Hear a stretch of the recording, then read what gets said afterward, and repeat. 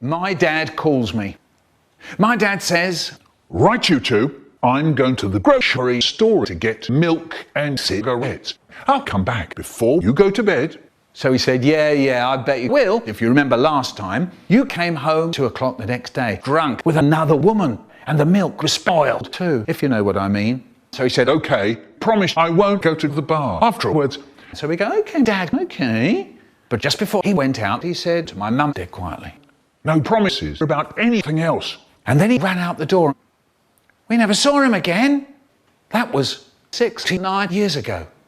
Now they're trying to invent vaccines that do nothing except line the pockets of Big Pharma. Anyway, after a few years of this COVID crap, I get a call on my birthday from my dad, and I'm standing there wondering how he was able to call me when he died 15 years ago.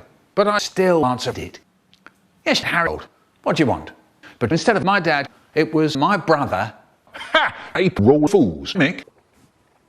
"Is that you, Brian? You still pulling your pranks in May? You promised you'd give me a great present. It isn't funny to pretend to be Dad now that he's dead." "Come on, Mick. You know, Dad, he's probably laughing from heaven as I speak.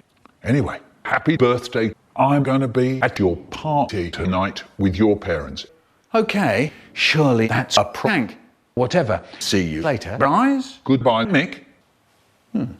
Later that day, I came home and there they were, my brother and my mother.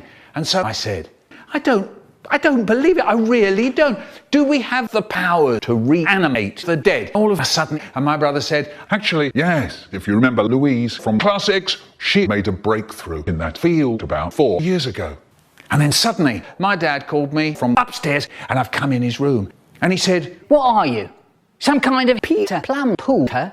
Just kidding. Happy 77th birthday, Michael. I'm really glad I had the chance to see you once again.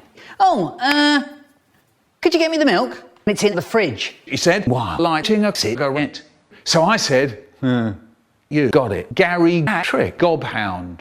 And we're both laughing. Maybe my brother was right about Dad. It wasn't one of his tricks.